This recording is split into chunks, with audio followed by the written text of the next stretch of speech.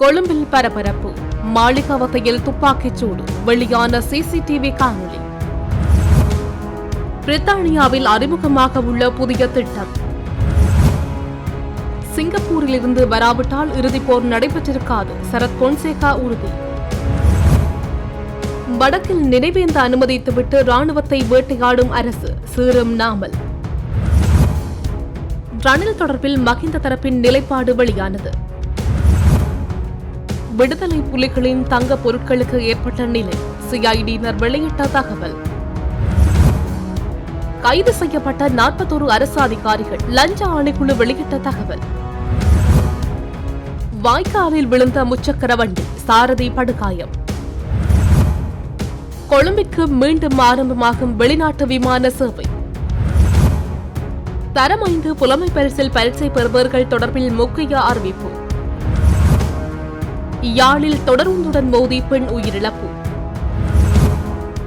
மாளிகாவத்தையில் ஜும்மா மஸ்ஜித் சாலையில் நடந்த துப்பாக்கிச் சூட்டு சம்பவத்தில் இளைஞர் ஒருவர் காயமடைந்துள்ளார். குறித்த சம்பவம் இன்று இடம்பெற்றுள்ளதாக போலீசார் தெரிவித்துள்ளனர். இதன்போது காயமடைந்த இளைஞன் சிகிச்சைக்காக கொழும்பு தேசிய மருத்துவமனையில் அனுமதிக்கப்பட்டுள்ளார். மோட்டார் சைக்கிளில் வந்த 2 பேர் G56 ரக துப்பாக்கியை பயன்படுத்தி துப்பாக்கிச் சூடு நடத்தியதாக போலீசார் தெரிவித்தனர். இந்நிலையில் சம்பவம் தொடர்பாக மேலதிக விசாரணைகளை மாளிகாவத்தை போலீசார் மேற்கொண்டுள்ளனர்.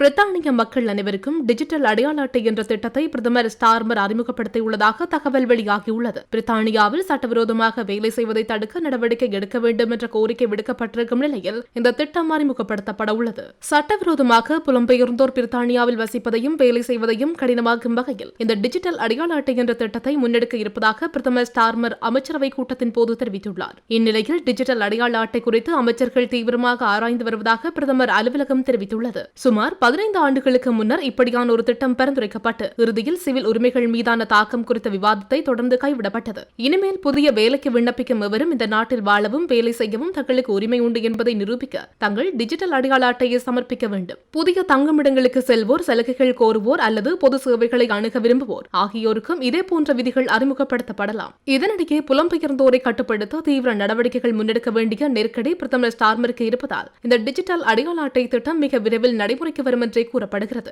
மேலும் பிரித்தானியாவில் புலம்பெயர்ந்தோருக்கென செயல்படும் 200 உணவகங்களை மூடவும் பிரதமர் ஸ்டார்மர் திட்டமிட்டு வருகிறார். எஸ்டோனியா உள்ளிட்ட பிற நாடுகளில் நடைமுறையில் இருக்கும் இதேபோன்ற டிஜிட்டல் ஐடி திட்டங்களை அமைச்சர்கள் ஆய்வு செய்து வருவதாகவும் கூறப்படுகிறது. உண்மையில் பிரதமர் டோனி பிளேர் டிஜிட்டல் அடையாள அட்டை திட்டத்தை அறிமுகப்படுத்த அழுத்தம் கொடுத்தார். ஆனால் 2010ஆம் ஆண்டு பதவியேற்ற கூட்டணி அரசாங்கத்தால் இந்த திட்டம் கைவிடப்பட்டது என்பது குறிப்பிடத்தக்கது.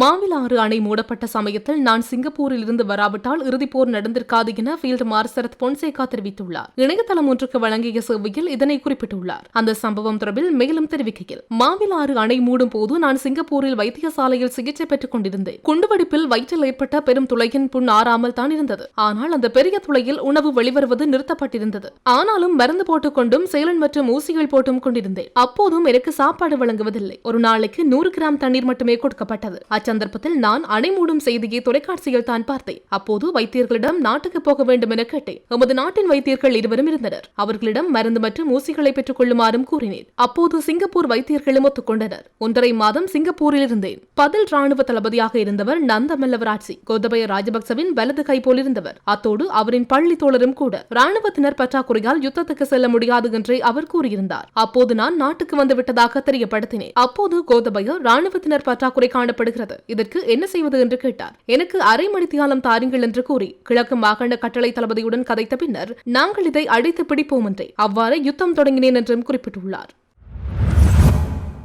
வடக்கில் நினைவேந்தலுக்கு முழுமையாக அனுமதி அளித்துவிட்டு ராணுவத்தினரை வேட்டையாடும் வகையில் அரசாங்கம் செயற்படுகிறது என ஸ்ரீலங்கா பொதுஜன பெரமுனவின் தேசிய அமைப்பாளரும் நாடாளுமன்ற உறுப்பினருமான நாமல் ராஜபக்ச தெரிவித்துள்ளார். முன்னாள் கடற்படை தளபதி நிசாந்த உலுகேதென்னவின் நிலைமை ராணுவ அதிகாரிகளுக்கும் போலீஸ் உத்தியோகத்தர்களுக்கும் எதிர்காலத்தில் ஏற்படலாம் என நாமல் குறிப்பிட்டுள்ளார். கண்டி அஸ்கரிய பீட மகாநாயக்க தேரரை சந்தித்த பின்னர் ஊடகங்களுக்கு கருத்து தெரிவிக்கையில் மேற்கண்டவாறு தெரிவித்துள்ளார். அங்கு அவர் மேலும் தெரிவித்ததாவது, ராணுவத்தினரை பாதுகாப்பதற்கு நிபந்தனையற்ற வகையில் நாங்கள் முன்னிலையாவோம். இந்த அரசாங்கம் யுத்தத்தை முடிவுக்கு கொண்டு வந்த ராணுவத்தினரை பழிவாங்கும் வகையில் செயற்படுகிறது. புலம்பெயர் தமிழ் அமைப்புகளை திருப்திப்படுத்துவதற்காக ராணுவத்தினர் வேட்டையாடப்படுகின்றார்கள். ராணுவத்தினரை பாதுகாக்கும் எமது செயற்பாட்டுக்கு மகாநாயக்க தேரர்களின் ஒத்துழைப்பை முழுமையாக எதிர்பார்க்கிறோம். ஏனெனில் அரசாங்கத்தை நல்வழிப்படுத்தும் பொறுப்பு மகாநாயக்க தேரர்களுக்கு உண்டு. முன்னாள் கடற்படை தளபதி நிசாந்த உலகேதென்ன கைது செய்யப்பட்டு சிறைப்படுத்தப்பட்டுள்ளார். இவருக்கு இன்று ஏற்பட்டுள்ள நிலைமை ராணுவ அதிகாரிகள் மற்றும் காவல்துறை அதிகாரிகளுக்கு எதிர்காலத்தில் ஏற்படலாம். ராணுவத்தினரை நெருக்கடிக்கு உள்ளாக்கும் செயற்பாடுகள் தற்போது தீவிரப்படுத்தப்பட்டுள்ள நிலையில் வடக்கில் நினைவேந்தலுக்கு முழுமையான அனுமதி வழங்கப்பட்டுள்ளது.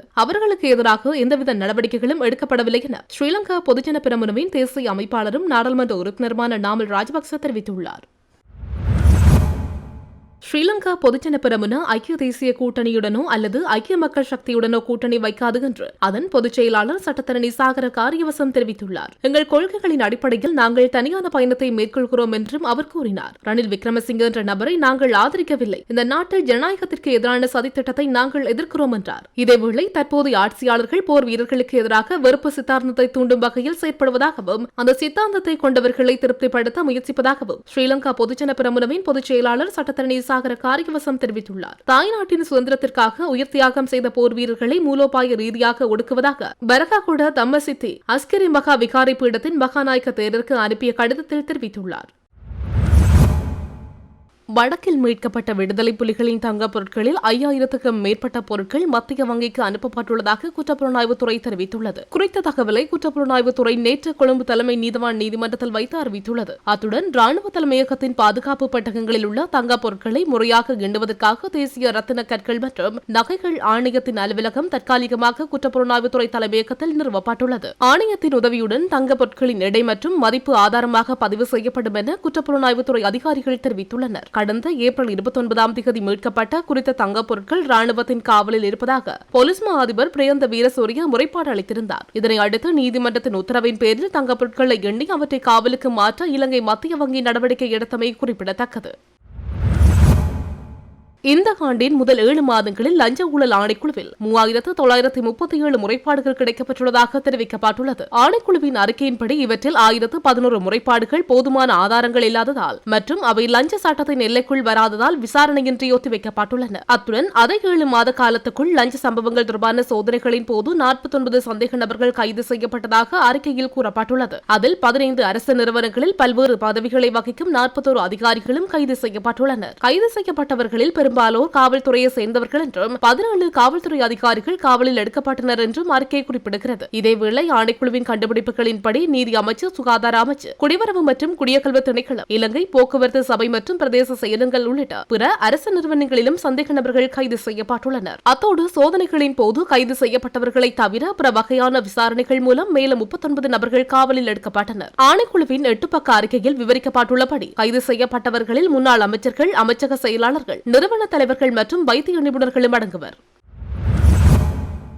அம்பாறையில் முச்சக்கர வண்டியொன்று வாய்க்காலில் விழுந்து விபத்துக்குள்ளாகியுள்ளது. குறித்த விபத்து சம்பவம் இன்று இடம்பெற்றுள்ளது. அம்பாறை மாவட்டம் சம்மாந்துறை காவல் பிரிவுக்கு உட்பட்ட வீரமுனை நூலகத்திற்கு அருகாமையில் குறித்த விபத்து இடம்பெற்றுள்ளது. சம்பவம் தொடர்பில் மேலும் தெரிய வருகையில் விபத்தில் 26 வயதுடைய சம்மாந்துறை மஜித்புரம் பகுதியை சேர்ந்த முச்சக்கர வண்டி சாரதி படுகாயமடைந்துள்ளதாக தெரிவிக்கப்பட்டுள்ளது. இதையடுத்து காயமடைந்த நபர் சம்மாந்துறை ஆதார வைத்தியசாலையில் அனுமதிக்கப்பட்டுள்ளார். இச்சம்பவம் குறித்து மேலதிக விசாரணைகளை சம்மாந்துறை காவல்துறையினர் முன்னெடுத்து வருகின்றமை குறிப்பிடத்தக்கது.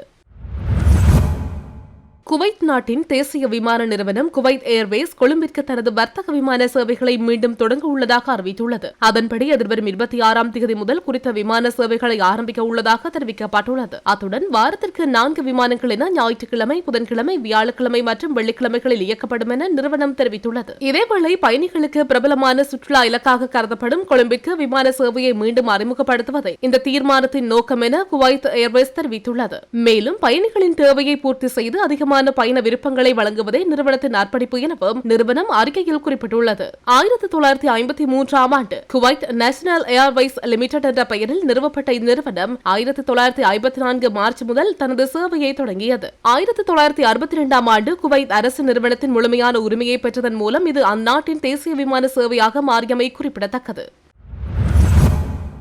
தரம் 5 புலமை பரிசில் பரீட்சையின் பெறுபேறுகள் இன்று வெளியிடப்படும் என பரீட்சைகள் திணைக்கள வட்டாரங்கள் தெரிவிக்கின்றன. அதன்படி புலமை பரிசில் பரீட்சையின் பெறுபேறுகள் இன்றிரவு வெளியிடுவதற்கான வாய்ப்புகள் அதிகம் காணப்படுவதாக அந்த வட்டாரங்கள் தெரிவிக்கின்றன. 2025ஆம் ஆண்டுக்கான தரம் 5 புலமை பரிசில் பரீட்சை ஆகஸ்ட் 10ஆம் தேதி நடைபெற்றது. நாடு முழுவதும் 2787 மையங்களில் புலமை பரிசில் பரீட்சை நடைபெற்றது. இதேவேளை இம்முறை புலமை பரிசில் பரீட்சைக்கு தோற்றிய மாணவர்களின் எண்ணிக்கை 3,07,951 ஆகும்.